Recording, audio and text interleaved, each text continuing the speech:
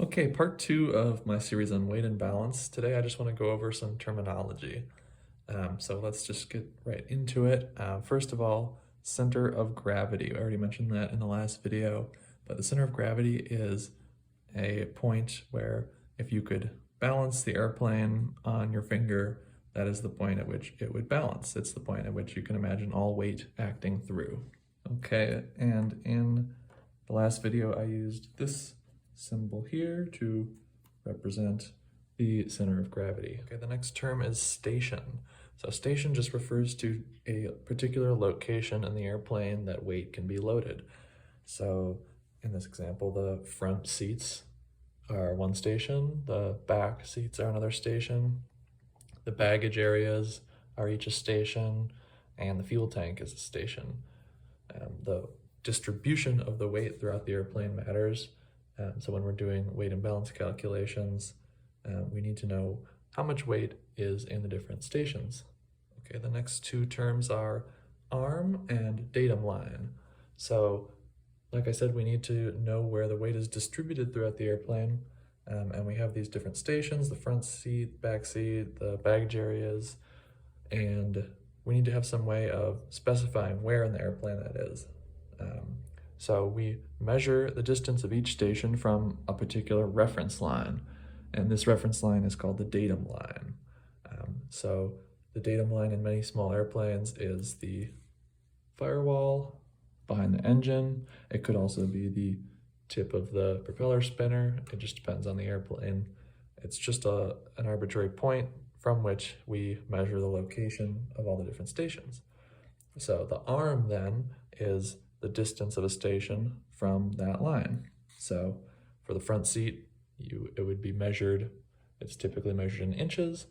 The arm of this station would be how many inches behind the datum line it is. If in this case, we'll say it's the firewall. The arm for the back seats would just be the measurement of the distance from that datum line to that station. Okay, so I've drawn the arms for the various stations in this airplane, and those again are just the distances from the datum line. So for the front seats here, it's 40 inches behind the datum line. For the fuel tank, it's 48 inches.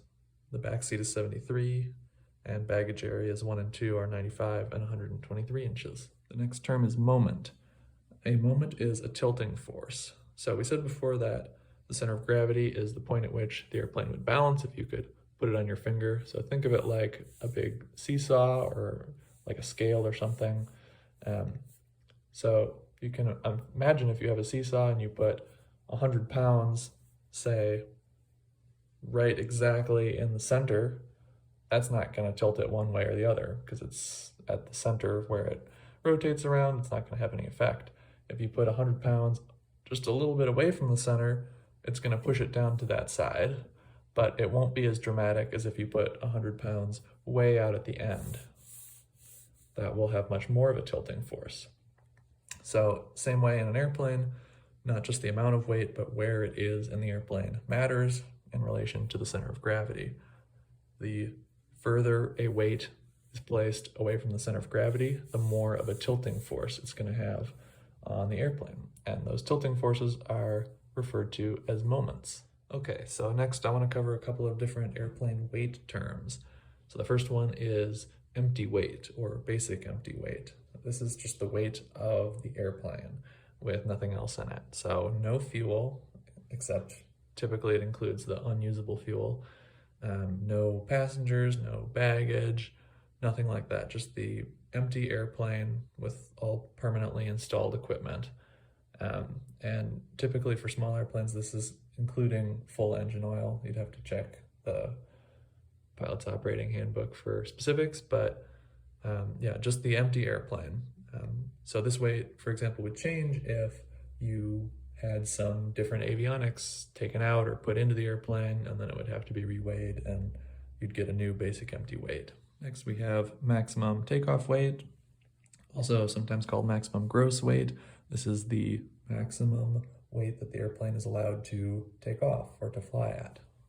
All right, and then we have useful load. So useful load is the difference between the empty weight and the maximum weight. And it's all the weight you have available for carrying things like yourself, passengers, fuel, bags, cargo, whatever. All right, there's a few other weight terms. Sometimes you'll see a ramp weight that is greater than the maximum takeoff weight. So this allows for fuel burn during taxi, basically. It might just be a little bit higher than the maximum takeoff weight. So the airplane can weigh that much when you first start up, and then you'll have to get down to the maximum takeoff weight, obviously, before taking off by burning that fuel. You might also see on bigger airplanes a maximum landing weight.